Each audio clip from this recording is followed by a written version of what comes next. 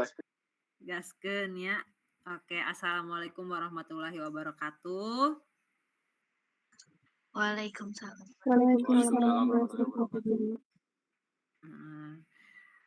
Nama saya Dian Ratna Suminar ya, saya dosen baru. Ya, baru ketemu kalian.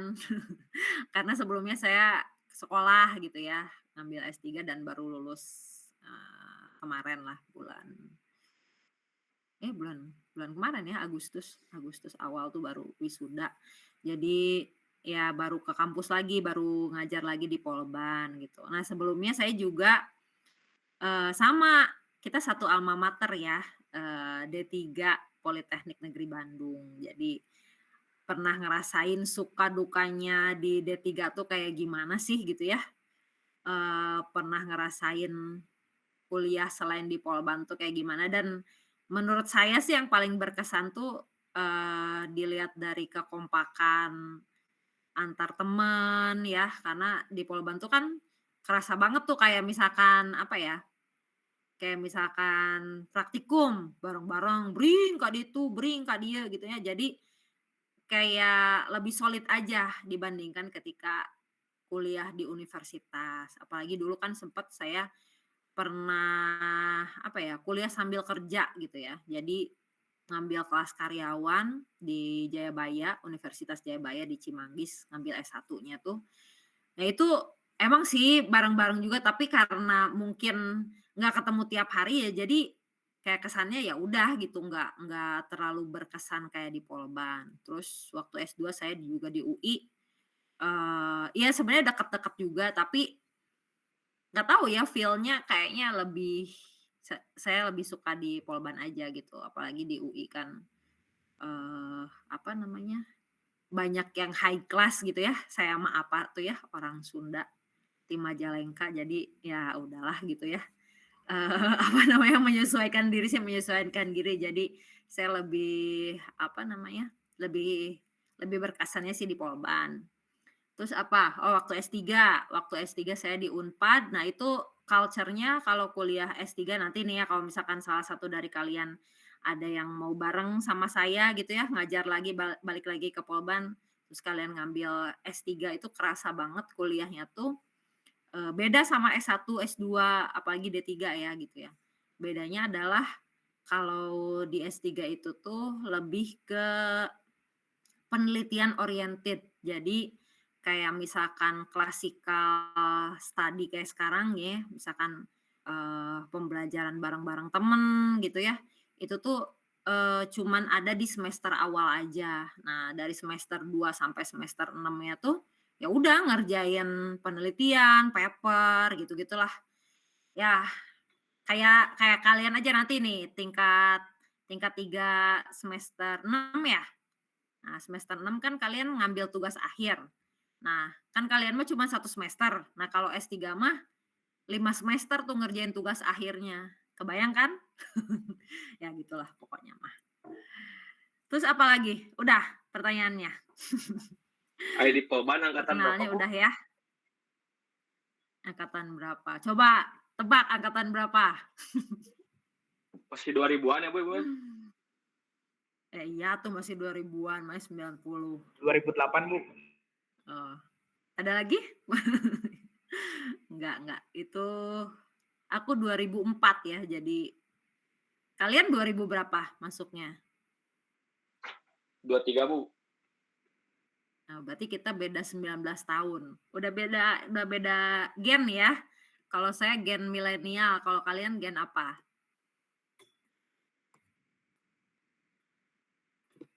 Ya, nggak apa-apa, beda gen juga. Yang penting kelasnya menyenangkan ya.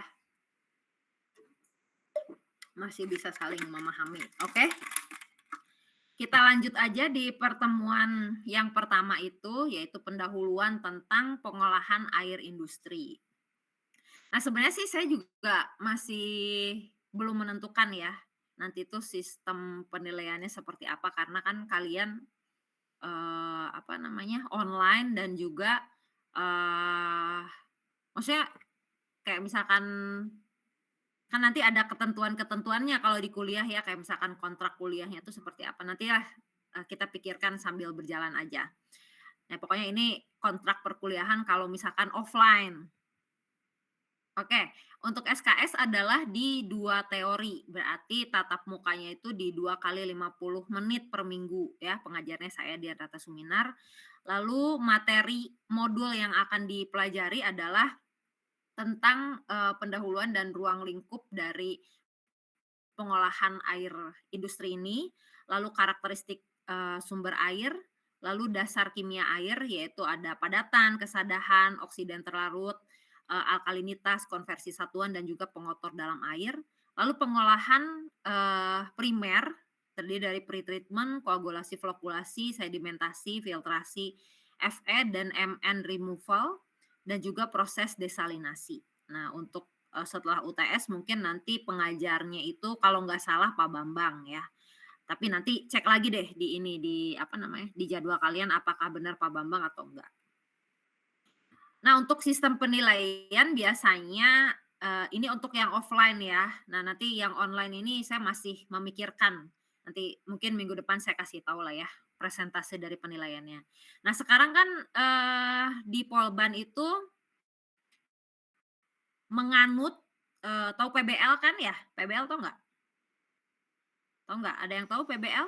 Problem based learning, Bu, bukan? Nah, problem based learning atau project based learning. Pokoknya, kita tuh kebanyakannya itu adalah persentasenya tuh di PBL itu. Makanya persentase yang diperbesar itu adalah di tugas makalah, absensi, keaktifan, partisipatif dari kita sendiri gitu ya, dari audiens, dari mahasiswanya itu yang menjadi tolak ukur persentase yang si PBL itu. Nah, mungkin kalau yang ini saya masih oke ya, kayaknya nanti akan diberlakukan juga nih si tugas makalah ini dari masing-masing kelompoknya. Nah, nanti, mungkin komunikasikan ya PJ dari 3A sama 3B ini, saya akan bagi, mungkin satu kelas berapa orang ya? 3A sama 3B?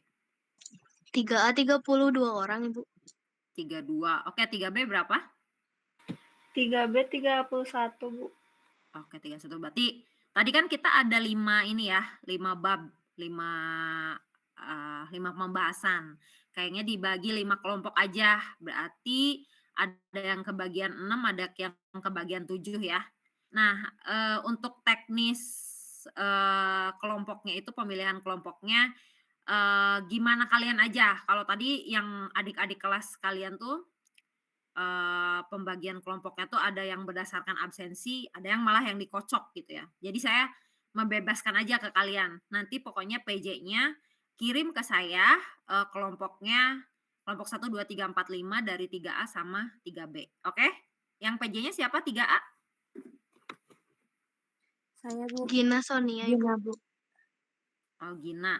Gina sama Sonia. Apa Bukan, namanya Gina Gina? Sonia, Bu. Oh, Gina Sonia tuh namanya. Ya. Oke, kalau 3B siapa? Reina, Bu. Reina. Nah, berarti nanti Gina sama Reina nanti WA ke saya ya. Kasih tahu apa namanya? Sebentar, kok ada ini.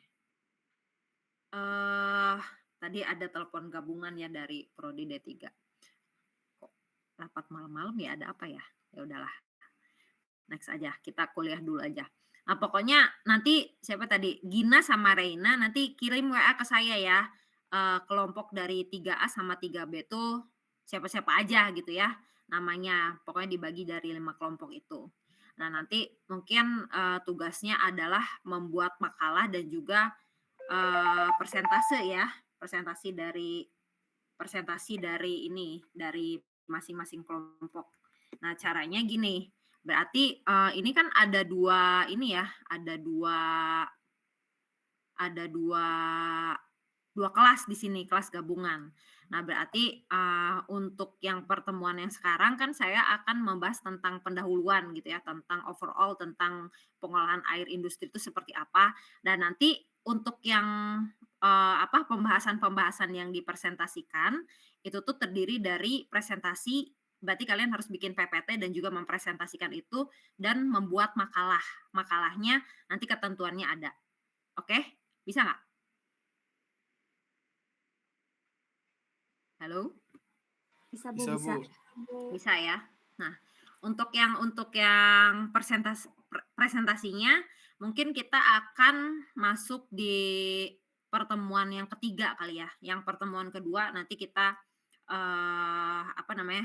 Saya dulu klasikal seperti itu dan nanti yang pertemuan ketiga kita akan mencoba presentasi. Tapi enggak semuanya kalian presentasi. Ada misalkan saya menjelaskan secara umum seperti apa gitu ya. Misalkan tadi tentang pengolahan primer gitu ya.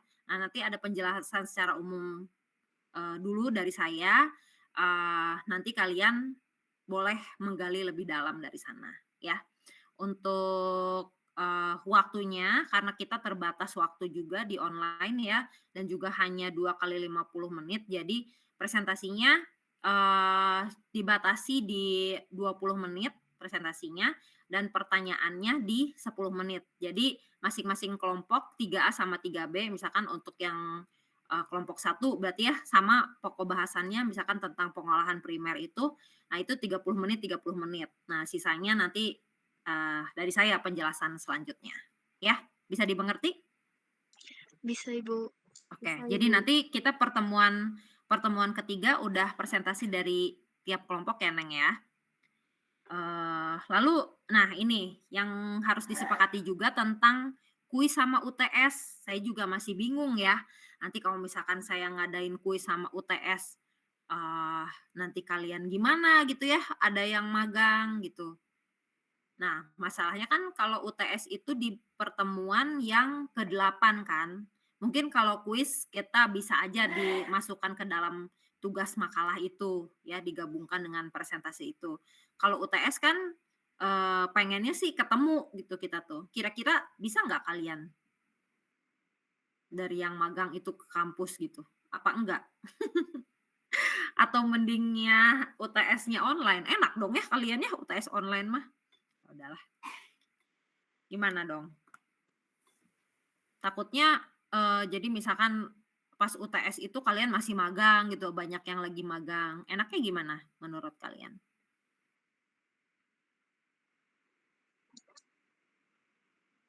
Ini mas saya nanya aja, menurut pendapat kalian gimana?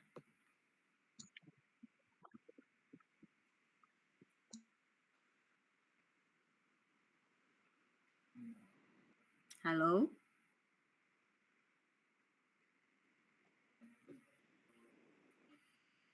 Apa mau tugas besar aja yang UTS-nya? Atau nanti aja deh sembaring berjalan kali ya. Nanti aku tanya-tanya lagi deh ke Parispi. Enaknya untuk yang kelas yang anak-anaknya magang tuh kayak gimana sih kalau UTS-nya ya. Mungkin kalau kuis bisa dibikin tugas aja gitu ya di sini untuk kuisnya. Ya pokoknya persentase penilaiannya seperti inilah ya. Yang paling gede itu karena kita PBL, jadi yang paling banyak itu adalah di project based learning atau problem based learning ini ya. Jadi karena ini presentasinya gede, jadi tolong siapkan, jangan telat mengumpulkannya, jangan ya pokoknya kalian perform kalian yang sebaik-baiknya. Oke ya. Nah ini juga saya bingung juga ya kalau online tuh apa namanya 15 menit keterlambatan. Nah, itu tuh kalau di kelas offline tuh saya biasanya yang telat tuh disuruh ngisi ice breaking supaya nggak ngantuk kelasnya. Tapi kalau online itu saya juga agak bingung ya, gimana nih. Jadi dianggap masuk aja gitu ya walaupun telat gitu ya. Susah juga mantaunya. Ya udahlah, yang penting kalian masuk aja ya ke ini ke Zoom meeting ini atau Gmeet ini apa namanya? Dianggap masuk aja gitu ya. Mungkin nggak ada keterlambatan. Ini ada yang ini ya ngirim pesan, tapi aku nggak bisa Ibu, lihat. maaf. Gimana? Untuk slide-nya belum berpindah, Ibu. Masih di slide awal. Masa? Kenapa ya? Iya. Kenapa ya? Ini udah belum? Digedein aja deh ini. Kayaknya Belum ke share screen, Ibu. belum ke share screen. Iya. Belum. Kenapa ya?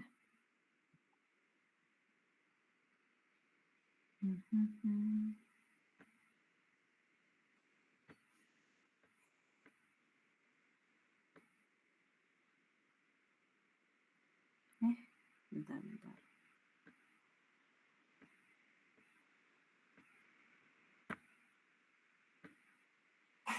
Sekarang kelihatan nggak, Neng?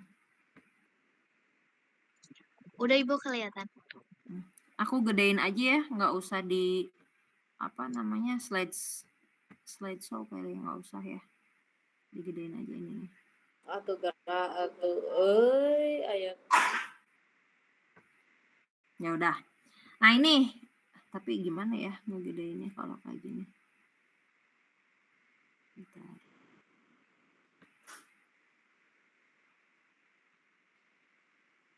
Kelihatan? Kelihatan Ibu. Oke. Nah, ini yang masalah keterlambatan karena ini online jadi ya udahlah dimaklumi aja ya. Jadi kalian yang penting masuk ke GMAT ini aja gitu aja ya. Dan untuk masalah absensi karena ini kelasnya online ya. Tapi sebenarnya kalau absensi mah sebenarnya ini mengisi secara mandiri dan dosen pengampu itu tidak meminta permintaan koreksi absen. Tapi saya juga minta kerjasamanya dari PJ ya tadi ya. Dari PJ masing-masing kelas 3A sama 3B ini, kalau misalkan ada yang tidak masuk ke dalam GMAT ini atau Zoom ini, nanti tolong infokan kepada saya gitu ya. Lalu ini masalah kecurangan ada akumulasi nilai D, tapi nah ini mungkin nanti pada saat ini ya, kalau misalkan ada apa namanya, ada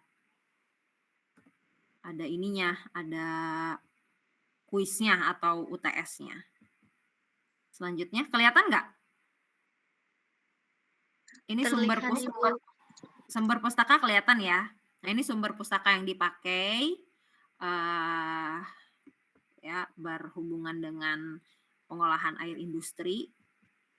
Oke, kita ke materi pendahuluan di mana tadi kan sudah dijelaskan ya bahwa untuk materi-materinya untuk yang di sebelum UTS itu adalah di pendahuluan, lalu ada karakteristik sumber air, lalu dasar-dasar kimia air, pengolahan primer dan juga desalinasi.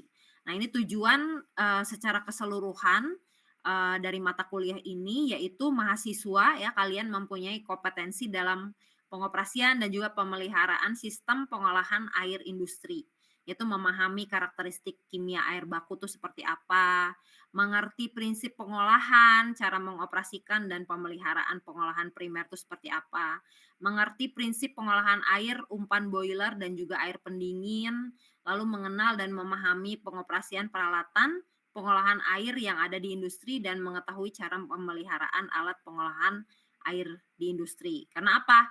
Ya nanti kebanyakan dari industri kimia itu tuh dia tuh pasti menggunakan sistem boiler. Nah, kalau air umpan boiler itu kan nggak sembarangan ya masuk ke dalam boiler, masuk aja gitu ya. Tetapi memiliki spesifikasi yang ditentukan. Supaya apa? Ya supaya aman prosesnya dan juga nanti tuh alat yang digunakan ya misalkan boiler itu sendiri tuh lifetime-nya juga bisa terpakai secara lama gitu ya. Itu kan kalau misalkan lifetime dari alat itu dipakai lama kan nanti juga akan menguntungkan si perusahaan. Jadi pasti semua perusahaan akan memakai gitu ya, memakai dari pengolahan air industri ini. Oke. Ini enggak terlalu kelihatan. Aku di slideshow ini kelihatan nggak? Terlihat Ibu. Oke, nah terlihat ya. Nah di sini ada kompetensi. Nah kalau misalkan dilihat di sini tuh pohon ya, pohon itu ada kompetensi. Nah ini di bawah pohon ini kan ada akar-akar di sini ya. Ini tuh adalah karakter. Karakter itu tuh yang akan membuat kompetensi yang kita punya sebagai lulusan D3 dari teknik kimia itu akan berdiri tegak. Nah, ketika karakter itu dia kuat gitu ya, di bawah akar-akar itu kuat, ya insya Allah si kompetensinya juga akan muncul dengan baik. Nah, jadi kalau misalkan yang di atas-atas itu adalah kompetensi itu tuh adalah pengetahuan atau keterampilan output dari si lulusan dari D3 Teknik Kimia itu seperti apa, misalkan pandai mengoperasikan boiler atau misalkan kan nanti kan suka ada uji kompetensi ya kalian kalau misalkan udah lulus tuh. Nah, misalkan ada apa, punya sertifikasi seperti apa, atau misalkan mengerti tentang mengerti tentang kompresor, banyak lah ya potensi dari lulusan kita tuh, teknik kimia tuh seperti apa. Tetapi kalau misalkan kompetensi itu tuh yang banyak itu tuh tidak dilandasi karakter yang baik, nah itu insya Allah pohonnya juga akan tumbang gitu. Jadi gimana caranya? Kita harus tetap mempunyai karakter yang baik, yaitu konsep diri dan sifat bawaan yang baik juga. Nah, di mana kalau misalkan sebenarnya kalau misalkan kayak pengetahuan, keterampilan itu tuh kita tuh lebih mudah dikembangkan karena kan ya udah kita tinggal belajar aja gitu ya. Atau kalau misalkan tidak belajar klasikal di kelas juga kita bisa cari tahu. Tetapi yang namanya bawaan atau motif atau apa ya soft skill atau misalkan adab kita, konsep diri, sikap nilai kita tuh tidak baik ya. Nah, itu tuh akan lebih susah dikembangkan daripada yang tadi pengetahuan tadi. Karena itu udah jadi habit gitu ya. Nah, kalau saya tuh suka mengingatkan ke mahasiswa tuh ya, jadi jangan sampai kita tuh punya pengetahuan yang tinggi gitu ya, tapi tidak mempunyai adab yang baik. Karena pengetahuan yang tinggi tanpa adab itu adalah nol besar. Nah, dicontohkan ya dulu saya pernah kerja di PT Astra Daihatsu Motor, mungkin ada yang tahu ya, tahu nggak produknya apa PT Astra Daihatsu Motor? Motor, Bu. Nah, enggak, mobil. Mobil. Mobil apa? Daihatsu, salah, Bu. Nah, Mobil Daihatsu. ini, Bu, Agia, Ayla, Terios, Ras ya dulu produk-produk dari Daihatsu. Jadi dulu tuh ada supervisor ya, kan kalau supervisor kan lulusan dari S1 ya universitas, saya nggak akan sebut nama universitasnya mana, cuman dia tuh emang bosi banget orangnya gitu ya. Sedangkan yang namanya operator yang di bawahnya itu kan lulusan SMA ya, tetapi yang namanya operator walaupun SMA, kalau misalkan jam terbangnya tinggi gimana? Bagus nggak cara kerjanya? Siapa yang lebih tahu di pabrik itu? bagus, Bu. Siapa yang lebih tahu Bagus. daripada supervisor baru Operatornya. dibandingkan operator lama?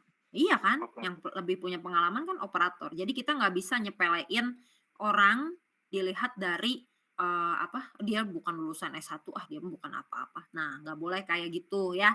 Nah, nanti tuh contoh kasusnya tuh seperti itu. Jadi dia nyepelein tuh yang si bosi tadi tuh. Suatu saat ada problem di industri gitu ya. Yang ditanyain sama manajemen kan pasti supervisor ya, nggak mungkin nanyanya ke operator. Nah, si operatornya itu tidak sharing gitu, sharing permasalahannya seperti apa, countermeasure-nya seperti apa. Akhirnya karena dia memang tidak bersikap, berperilaku dengan baik ke si bawahannya itu, ke si operator yang udah berpengalaman itu, akhirnya ya dibodoh-bodohin sama si manajemennya. Katanya, "Kamu tuh supervisor kok kalah sih sama operator ini." Nah, itu kan gara-gara siapa? Gara-gara dia tidak mempunyai karakter yang baik. Coba kalau misalkan dia bisa mengkomunikasikan dengan baik ke bawahannya, kan itu kan akan jadi lebih enak gitu ya, cara ngomongnya lebih enak, kalau ada masalah juga kan countermeasure-nya juga bisa bareng-bareng kita kerjakan. Nah, jadi jangan sampai kita memiliki kompetensi lulusan dari D3 Teknik Kimia tapi tidak mempunyai karakter yang baik. Oke, siap ya? Siap, Bu. Siap, Bu. Selanjutnya. Nah, di sini nih contoh ya. Nih ada misalkan lowongan kerja katanya untuk power plant supervisor. Nah, tanggung jawabnya misalkan memastikan sumber listrik, air, steam, dan udara bertekanan ini mencukupi secara kontinu sesuai dengan kebutuhan pabrik. Nah, tanggung jawabnya yang lain adalah memastikan ketersediaan bahan bakar, bahan kimia, material lainnya yang berhubungan dengan operasional, memberikan instruksi kepada bawahan bila ada hasil laboratorium yang di luar standar, melakukan monitoring dan juga evaluasi secara berkesinambungan terhadap operasional agar semakin efektif dan efisien. Lalu melakukan tindakan corrective action terhadap kualitas produksi dengan mengawasi dengan ketat jadwal preventive maintenance. Nah, ini kualifikasinya misalkan ya, dari teknik mesin, kimia, elektromekanik.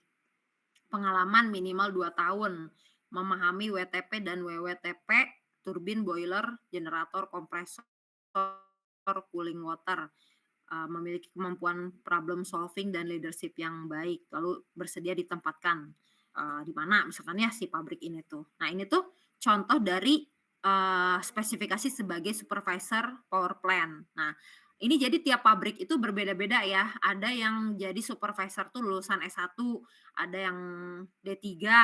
Tapi kalau dulu waktu pas di Daihatsu itu yang namanya supervisor itu adalah lulusan dari S1 dan D3 itu tuh kita tuh sebagai foreman. Foreman itu di bawahnya si supervisor itu. Supervisor tuh di bawahnya manajer. Foreman itu membawahi group leader dan operator, biasanya seperti itu. Nah, namun disayangkan ya dulu tuh ya itu sih gimana rezeki sih ya sebenarnya gitu. Kita tuh skill-nya tuh sebenarnya skill supervisor tapi gajinya jauh di bawah si supervisor. Tapi itu nggak apa-apa ya. Itu gimana rezeki kita aja gitu ya. Nanti kalau menurut saya gitu ya, kalau nanti kalian lulus dari D3 ini, kalian lulus aja, terus nyari kerja yang penting dapat dulu aja. Nggak usah idealisme harus ke sini, harus ke situ. Udah yang penting dapat dulu kerja, nanti juga akan seiring dengan berjalannya waktu kita akan belajar ya misalkan di industri kita terapkan ilmu yang dari Polban ini seperti apa di industri, nanti juga kalian akan menemui passion kalian sendiri. Karena dulu juga saya di Daihatsu tuh nggak nyambung gitu ya sama teknik kimia gitu. Yang penting ya udahlah, yang penting halal gitu kerja dulu. Nah, pada akhirnya ternyata saya menemukan setelah mempunyai anak gitu ya. Mempunyai anak ternyata kalau cewek tuh kayaknya lebih enakan ngajar gitu ya, lebih fleksibel, lebih bisa sambil ngurus anak gitu. Akhirnya saya ya udah banting setir buat ngajar. Tadinya sih nggak ada kepikiran jadi dosen ya, malah kepikirannya jadi guru SMA gitu ya. Kayaknya seru tuh ya ngajar anak SMA gitu. Taunya Allah mengatakan saya balik lagi ke Polban. Ya udah nggak apa-apa, jadi balik ke Bandung ya, alhamdulillah. Oke. Nah, tadi ya WTP sama WWTP. Apa bedanya WTP sama WWTP? Kenapa lagi, Neng? Nggak muncul lagi? Ibu maaf, untuk slide-nya nggak pindah. Nggak pindah lagi. Nah, Kalau sekarang kelihatan nggak? Sudah, Bu. Sudah, Bu. Oke. Nah, ini bedanya WTP sama WWTP apa? Ada yang Kalau tahu? WTP itu airnya itu air baku ya. Kalau WWTP itu wastewater, jadi air limbah. Oke. Jadi kalau misalkan sebenarnya sama-sama ya treatment plant, water treatment plant. Tapi kalau yang misalkan kalau yang WTP itu tuh kita menggunakan raw material airnya itu adalah si air bersih itu. Air bersihnya itu air bakunya itu seperti apa, dari mana ya? Dari sungai, dari danau, dari sumur atau sumber lainnya. Dan bahkan kalau misalkan WTP itu tuh bisa kita gunakan sebagai air bersih, nanti endingnya itu keluaran dari treatment plant-nya itu sebagai air minum ataupun air bersih asal memiliki SNI ya, standar kualitas SNI. Jadi jangan sampai kita minum-minum aja tanpa memiliki SNI gitu ya, jangan sampai seperti itu. Dan untuk pengolahannya ya seperti biasa itu kombinasi dari pengolahan primer, bisa kita menggunakan koagulasi, flokulasi, sedimentasi, filtrasi ya seperti itu, atau mungkin kombinasi dari semuanya dan diakhiri sama RO, reverse osmosis. Nanti mungkin kalian pada saat praktikum PLI ya akan dapat modul RO. Nah, si modul RO itu tuh bagus juga karena nanti output dari si RO itu bisa terbebas dari misalkan bakteri-bakteri yang berbahaya sehingga keluaran dari RO itu tuh memang bisa kita minum. Asal apa? Asal si membran yang ada di RO-nya itu kita karakterisasi ya, dicek pengecekan apakah masih bisa layak kita pakai terus atau memang harus diganti ya, karena memang di industri juga itu tuh berkala emang diganti gitu ya. Jadi ada ini ya persentasenya, persentase kelayakan dari si membran RO-nya. Nah, kalau yang WWTP itu dia tuh sumber airnya tuh dari air limbah domestik ataupun industri ya. Agar apa? Karena kan misalkan kan kalau misalkan dibuang gitu aja gitu ya, mungkin si industri juga pengen apa namanya, nggak usah ngambil lagi air ya, apalagi misalkan kayak misalkan di Indonesia itu kan kadang-kadang gitu ya, apa namanya, kayak misalkan di PLTU nih ya, kan kita tuh harus ada air ya di sana ya untuk ini boiler ya, air umpan boiler. Nah, kalau misalkan kita ngambil terus tanpa menggunakan si air limbah diputerin gitu sebagai air baku dari si WWTP ini, nah, bisa jadi nih ya kalau misalkan musimnya penghujan sih masih aman kita ngambil dari air laut ataupun misalkan dari air sungai ataupun ini masih aman gitu. Tapi kalau misalkan lagi musimnya tidak musim hujan gitu ya, misalkan kering gitu ya, kan ada kalau nggak salah di salah satu PLTU tuh dia itu emang ngambilnya tuh si air bakunya tuh dari air sungai. Nah, jadi mereka tuh gambling juga tuh karena apa? Di si air sungai itu tuh kalau misalkan si airnya lagi kering ya, nggak musim hujan, mereka tuh kebingungan. Nah, kalau misalkan nggak ada nih si WWTP ini gitu ya, yang wastewater treatment plant ini tidak diberlakukan, itu tuh mereka bakal kebingungan, bakal jauh kebingungan karena sumber airnya tuh misalkan berada pada musim kemarau gitu yang nggak ada air. Nah, nanti mereka kebingungan. Jadi untuk memanfaatkan si air limbah itu daripada dibuang gitu aja, sehingga kita lakukanlah treatment untuk penggunaan kembali. Ya, jadi salah satu tujuannya juga yaitu untuk mengurangi pencemaran lingkungan. Tetapi nanti endingnya kalau misalkan udah digunakan kembali terus jadi limbah juga tidak boleh langsung dibuang gitu aja, harus memenuhi baku mutu limbah. Nah, ini contoh juga ya, misalkan utility officer. Nah, ini juga bisa dipakai nih. Nanti kalian keluar dari D3 Polban, misalkan ada lowongan sebagai utility officer. Nah, ini biasanya kita mengerti juga tentang WTP sama WWTP juga. Nah, ini kekecilan ya. Nah, di sini ada tipikal distribusi air industri, di mana di sini ada primary treatment. Primary treatment itu seperti apa? Ada koagulasi, ada flokulasi, ada sedimentasi, ada FEMN removal, filtrasi, desalinasi. Tapi sebelum masuk ke primary treatment itu tuh biasanya si sumber air itu, baik itu dari WTP maupun WWTP tadi ya, kita lakukan terlebih dahulu pre-treatment ya, bisa dilakukan itu screening ataupun prasedimentasi. Nah, kalau misalkan ini sudah dilakukan, lalu masuk ke proses primary treatment. Nah, kira-kira kenapa nih kita butuh pre-treatment terlebih dahulu ya? Coba ada yang bisa jawab nggak? Biar itu. Karena ada padatan tersuspensi gitu, Bu. Jadi harus pakai proses fisika dulu. Itu pre-treatment seperti screening sama presedimentasi. Oke. Nah, misalkan nih ya, ending dari habis pre-treatment ini lalu ke primary treatment, terus misalkan endingnya kalau misalkan ini tuh kan ada ya di air umpan boiler tuh kan ada spesifikasinya, bahkan persen kesadahannya harus berapa, persentase apa namanya, ion Cl ya kalau misalkan pakai dari air laut gitu ya, berapa persen gitu. Itu kira-kira kenapa ya harus dilakukan pre-treatment dan primary treatment? Biar itu, Ada yang Bu. tahu nggak? Jadi tidak terjadi scaling di alatnya itu. Oke, ya. Karena kalau scaling nanti akibatnya Rusak nanti alatnya, harus ini. rusak, bisa jadi korosi juga ya. Dan kalau misalkan kita pakai RO ya, RO kan reverse osmosis, dia kan pakai sistem membran. Nah, sistem membran itu tuh, membran kan mahal ya. Dia tuh walaupun ibaratnya cuman barrier aja gitu ya, itu tuh kan sistem itu tuh mahal membran itu.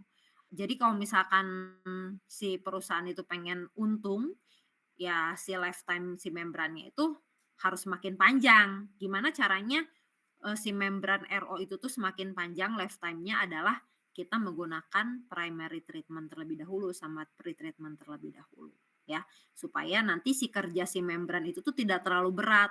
Jadi kebayang kan kalau misalkan kita tidak melakukan tadi ya, misalkan pre-treatment terlebih dahulu proses fisika, atau nanti setelah itu tuh kita masukkan koagulan, masih terdapat partikel-partikel terlarut gitu ya, atau misalkan ada ion-ion yang banyak banget. Nah, si membran itu tuh kerjanya jadi berat kan. Nah, sama kayak kalian juga ya, misalkan nanti kalau kalian kerja misalkan ya, kalian kerja di quality assurance atau di quality lah ya, proses pengecekan gitu ya di pabrik. Nah, misalkan semua bagian kalian kerjain dari A sampai Z per quality-an sendirian. Nah, berat nggak kira-kira? Berat, Bu.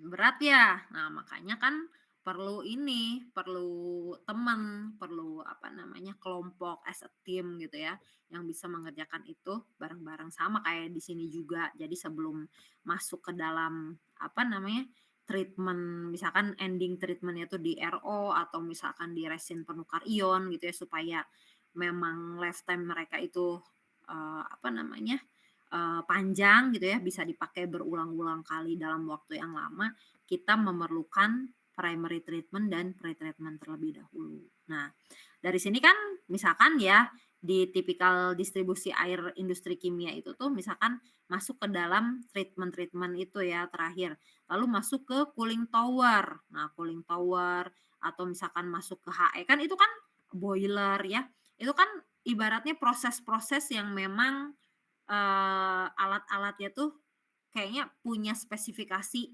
dari si air umpannya tuh yang kayak gimana sih ya. Kebayang kan kalau misalkan apalagi nih di boiler, dia tekanan sama temperaturnya gede nggak? Tinggi, Bu. Dua-duanya tinggi tekanan sama temperaturnya. Oke, tinggi. HE juga sama kan ya? Proses di heat exchanger juga sama ya. Dia juga temperaturnya tinggi. Nah, kebayang kan kalau misalkan kita masih ada Fe, masih ada Mn, atau misalkan ion-ion yang memang dia bersifat korosif gitu ya, tidak kita lakukan treatment terlebih dahulu, akan merusak si alat-alat utama ini. Nah, jadi jangan sepelekan nih masalah pengolahan air industri ini. Karena apa? Kalau misalkan disepelekan, nanti endingnya adalah akan merusak si alat-alat utama yang ada di industri kimia itu. Gitu, ya. Ya, kenapa Neng? Aku nggak bisa lihat nih. Ada yang Itu ini ya, kalau apa ngirim message? merusaknya gimana maksudnya, Bu? Ya merusaknya dengan ini, apa namanya, kan kalau misalkan temperatur tekanan tinggi ya, si ion-ion itu tuh pernah belajar apa ya, TRK enggak? Belajar, Bu. TRK. Nah, yang mempengaruhi reaksi kimia tuh apa sih? Semakin tinggi lupa lagi, Bu. apa? Nah, sok apa coba kira-kira? Salah satunya aja. Suhu. Suhu kan? Nah, kalau suhu diperbesar, reaksi gimana? Ke kiri yang gitu-gitu bukan, Bu? Ya, kalau suhu diperbesar, reaksinya akan semakin cepat atau semakin gimana? Semakin cepat. Semakin cepat. Reaksi juga ya, misalkan reaksi kayak tumbukan gitu ya, gesekan partikelnya lebih kecil kan sama ya, dia akan bertumbukan semakin baik lah ya. Nah, tapi kalau ini misalkan ya di temperatur yang tinggi di boiler misalkan. Nah, misalkan tiba-tiba nih ada si ion itu ya, ion yang misalkan bersifat korosif tadi, tetap masuk dibiarin aja. Kan ada batasan maksimalnya tuh ya, air umpan boiler itu tuh berapa sih gitu ya. Nah, ketika si ion-ion yang kecil itu yang bersifat korosif itu tuh banyak menyerang gitu ya, banyak masuk ke dalam si boiler itu, misalkan contoh alat utamanya dari boiler di mana dia tekanan, suhu kan salah satu faktor reaksi kimia ya. Salah satu, faktor untuk mempercepat reaksi kimia. Ketika itu masuk ke dalam itu dan juga, apa namanya, pemicunya ada tekanan dan suhu yang tinggi, nah apa yang akan terjadi dengan si ion-ion yang bersifat korosif itu? Akan semakin ganas nggak tuh untuk, apa namanya, membuat si alat itu tuh terkorosif, seperti itu. Atau misalkan kayak asam yang tinggi juga kan bahaya ya, asam yang tinggi yang Ya, Bu. terlalu ya kan? Kalian pernah ini nggak mainin bahan H2SO4? Pernah, Bu. Nah, H2SO4-nya tapi yang pekat deh, gimana? Pernah Ibu. Berasa kena Bu. baju? Pernah kena Pernah. baju nggak? Gimana tuh Pernah. bajunya? Meledak, kita mah meledak. Nah, si H2SO4 kena baju tuh langsung bolong loh. Saya waktu itu kan, waktu disertasi kan saya tentang katalis ya. Nah, pakainya tuh katalis asamnya tuh pakai, apa namanya, asam dari jadi gugus aktifnya tuh dari si H+ dari H2SO4-nya itu, yang ditempelin ke dalam, karbon, ke dalam silika gitu dari si H+-nya itu. Itu ada sisi aktif dari si katalisnya. Nah, si H+-nya itu tuh dari H2SO4 itu yang benar-benar pekat. Nah, padahal saya udah pakai apa tuh namanya, sarung tangan gitu ya, tapi tetap aja netes kena baju, bukan baju ya, lap kalau nggak salah. Jadi di si ruang asamnya itu saya nyimpen lap ya supaya netes itu, bisa langsung dilap. Oh, langsung bolong tuh lap. Berarti kan dia bahaya. Nah, kebayangkan itu dalam tekanan dan temperatur di ruang biasa gitu ya. Nah, ini misalkan masuk ke dalam boiler ya di mana si tekanan sama temperaturnya gede banget. Nah, dia tuh bersifat korosif. Apa yang akan terjadi kira-kira? Kan bahaya gitu. Nah, makanya kita nggak bisa menyepelekan si pengolahan air industri ini karena walaupun dia bukan proses yang utama di pabrik, tapi proses selanjutnya akan bermasalah gitu ya. Bermasalahnya bisa korosif ataupun misalkan hasil output dari apa namanya produk yang dihasilkan pun mungkin akan menghasilkan banyak pengotor dan lain sebagainya. Seperti itu. Siap, Bu. Oke? Siap, Bu. Terima kasih, Bu. Siap. Nah, ini nanti ini dibaca lagi ya tentang tipikal distribusi air industri kimia. Dari sini ada yang mau ditanyain?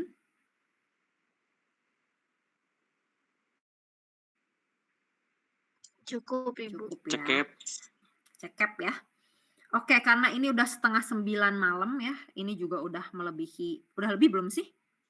Belum, Bu. Udah ya? Harusnya mah 10 menit lagi, tapi gak apa-apa Oh, sekarang 10 juga. menit. Ini kalau saya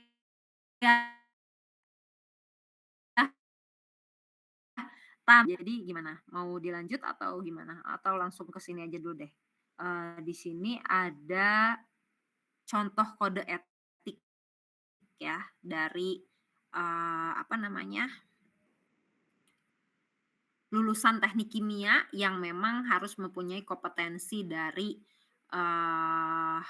pengolahan air industri ini ya.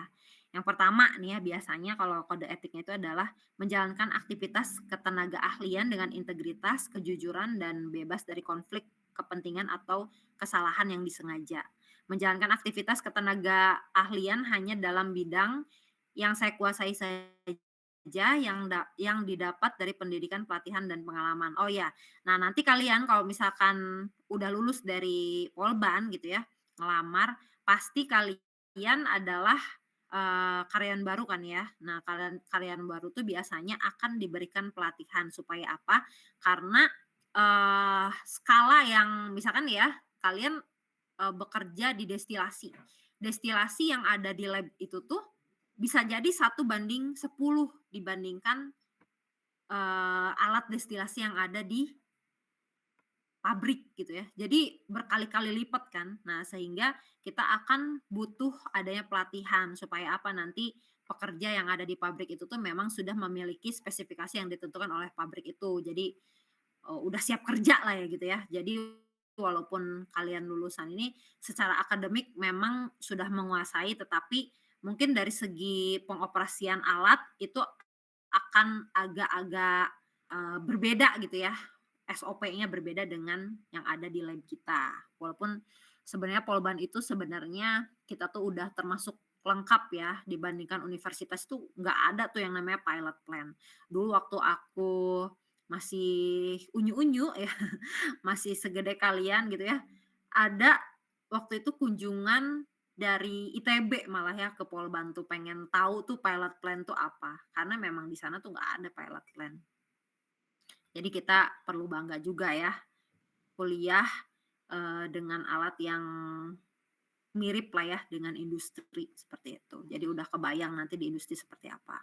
Lalu menjalankan aktivitas ketenaga ahlian dengan mengedepankan keseimbangan dan keutuhan dalam upaya mengambil pendekatan dan yang holistik dalam memberikan dampak, memastikan bahwa semua kebijakan, perencanaan aktivitas kegiatan atau proyek yang dikerjakan adalah konsisten dengan hukum, regulasi, dan undang-undang yang berlaku, menolak memberikan pelayanan ketenaga ahlian jika diminta untuk membiasakan analisis dengan menghilangkan atau mengubah fakta sehingga mempengaruhi hasil. Nah, ini juga biasanya ya kalau misalkan nanti kalian bekerja di bidang sertifikasi ya, sertifikasi kalibrasi gitu ya.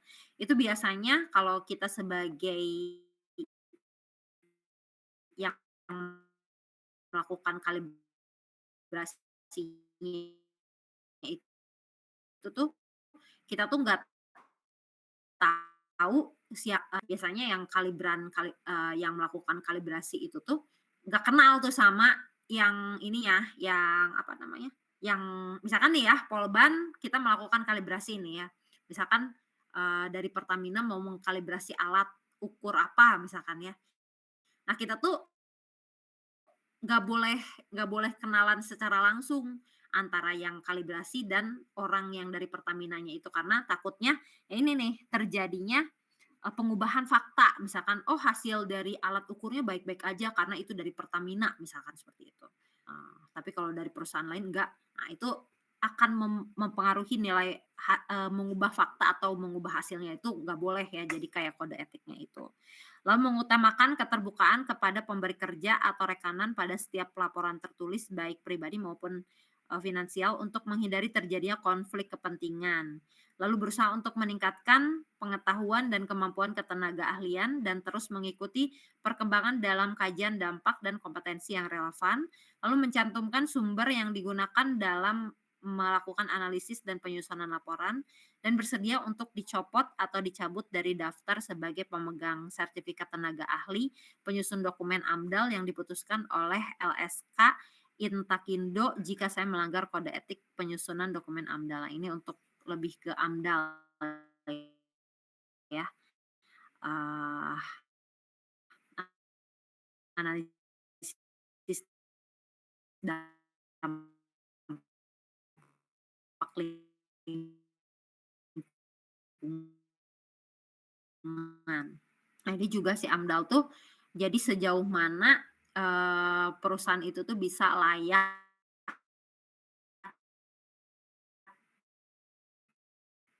si pabrik itu tuh layak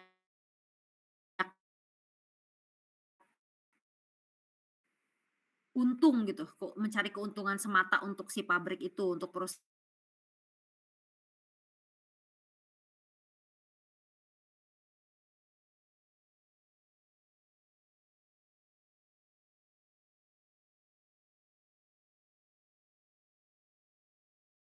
kan di AMDAL. Cuma kita kasih kan ini akan berdampak terhadap lingkungan ya, akan merusak lingkungan. Jadi jangan sampai kita pengen untung yang sebesar-besarnya terus menekan lingkungan sekitarnya, jadi merusak lingkungan sekitarnya ataupun orang-orang yang di sekitar sana. Nah, kalau bisa sama-sama maju semuanya. Lalu ini juga untuk kode etik sebagai salah satu pengklasifikasian manajer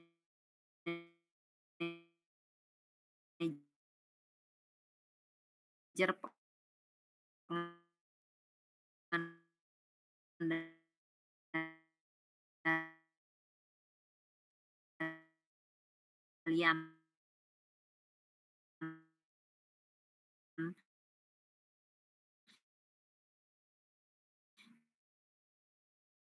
pencemaran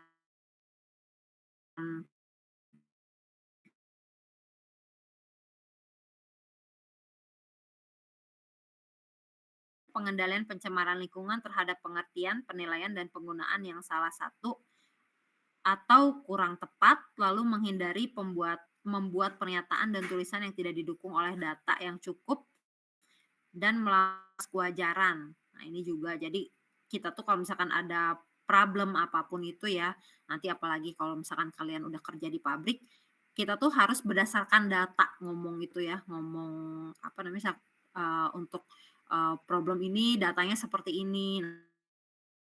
Nah, biasanya seperti itu.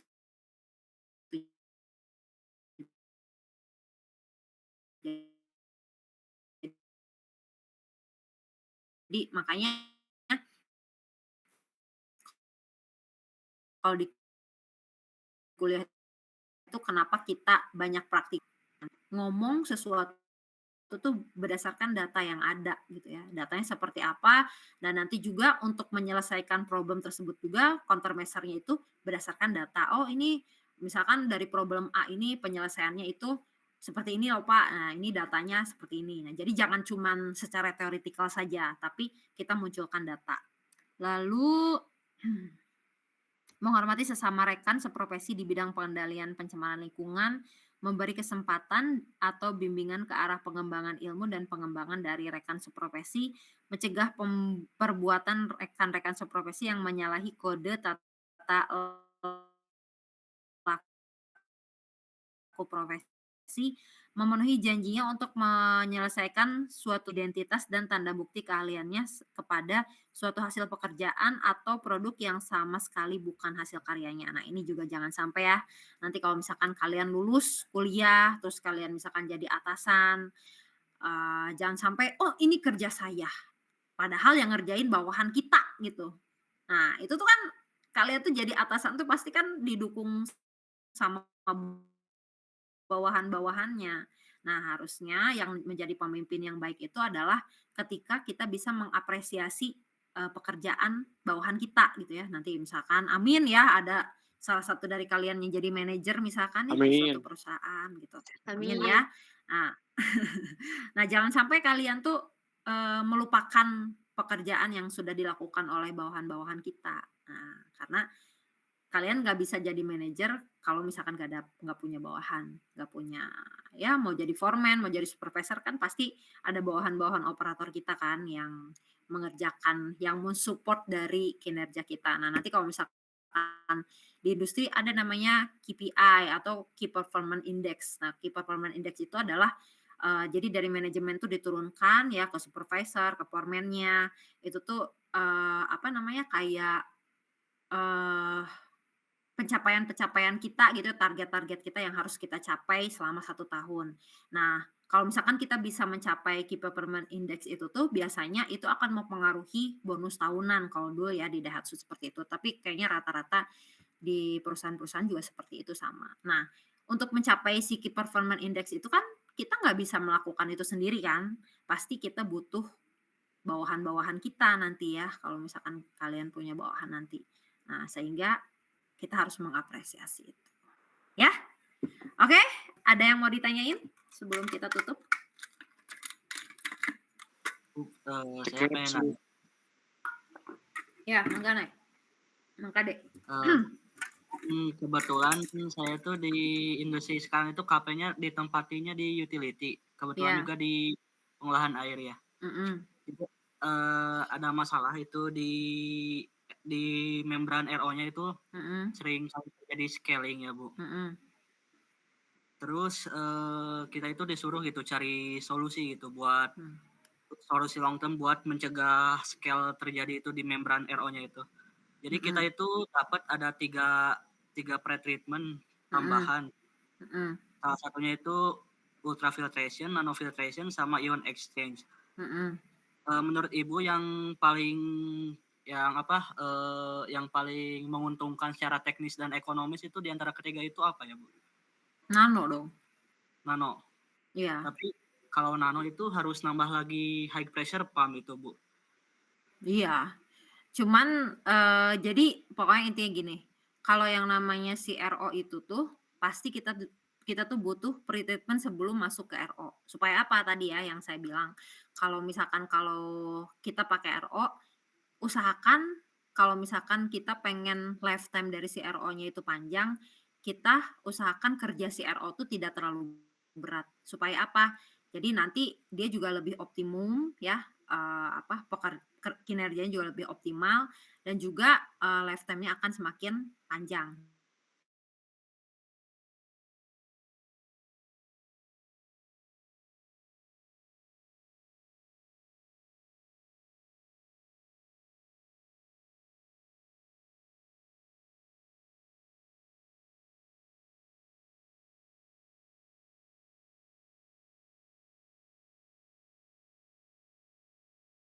Kan karena bentuknya nano kan kecil. Lalu kalau ultra pasti kan lebih gede daripada si nano. Nah sebelum ultra berarti yang RO biasa. Nah sebelum masuk ke RO biasa itu berarti ada pretreatment sebelumnya gitu supaya memastikan bahwa si kerja si RO ini tuh jadi lebih optimal ya kayak misalkan tadi sedimentasi, flokulasi, koagulan ya atau misalkan gabungan dari ya gimana limbah airnya ya. Kalau misalkan dia limbah airnya organik, kita bisa menggunakan anaerob sistemnya atau seperti apa. Jadi intinya sesuaikan dengan si perusahaan itu kan semakin tadi ya kamu bilang kalau misalkan nano berarti kita pressure-nya tekanannya harus lebih tinggi kan ya karena dia kan kecil-kecil banget tuh ya untuk menembus si nano itu ya si pori-porinya. Berarti intinya itu sesuaikan dengan budget si perusahaan kira-kira mereka mencukupi yang mana, tetapi pastikan sebelum masuk ke si RO itu ya sebelum masuk ke sistem utama untuk treatment tersebut kita harus melakukan pre-treatment terlebih dahulu seperti itu. Ya sih kalau di sini itu ada pre-treatment sebelum masuk RO itu ada 3, Bu. Ada yang pertama itu si air itu masuk dulu ke multimedia filter di mana di dalam Filtrasi multimedia berarti. filter itu ada antrasit coal, garnet sama silica sand. Terus udah masuk MMF itu masuk ke activated carbon filter buat mengurangi klorin. Terus udah itu baru ke cartridge filter. Ternyata dengan pretreatment segini itu masih kurang untuk mencegah scale di RO itu, Bu. Nah kira-kira itu dicari tuh ya apakah dia air terlarut atau apa gitu. Pokoknya cari yang memang cocok dengan si air umpannya itu. Gitu. Kalau misalkan memang bisa memakai koagulan flokulan atau bagaimana gitu. Itu kayaknya harus patut dicoba gitu menurut saya.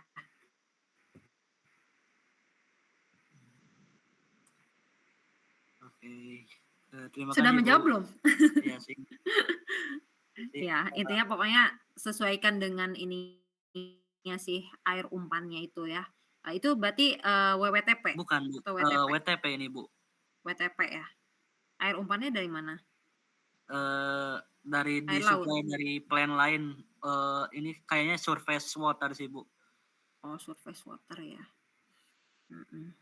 Ya berarti harus disesuaikan. Takutnya di situ ternyata ada bahan-bahan organik yang di sana sehingga kita butuh pengolahan secara biologis atau seperti apa gitu ya. Harus dicek lagi gitu. Tapi kalau misalkan ditambah nanofiltration itu maintenance-nya juga pasti bakal nambah ya, Bu? Iya, pasti. Soalnya kan namanya nano ya, dia kan ini mahal, lebih mahal daripada membran yang sebelum nano gitu ya, daripada RO biasa. Pasti Iya. lebih mahal. Harus ada itu CIP yang kayak gitu berarti. Betul. Oke, terima kasih ya, Bu. Sama-sama. Ada lagi?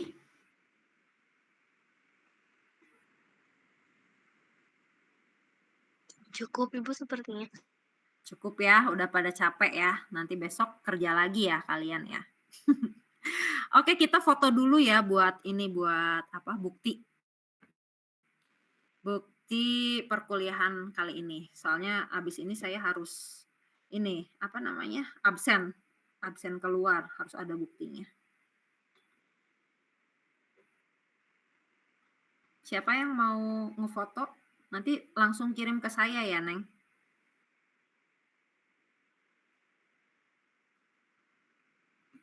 Sama aku Ibu di fotonya. Oke, sama Dinda ya. Iya Ibu. Nanti kirim ya, Neng.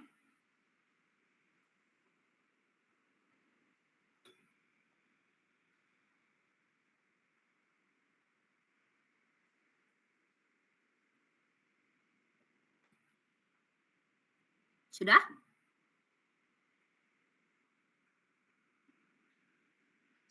Tapi Ibu nggak bisa keambil semua. Nggak apa-apa lah, seadanya aja.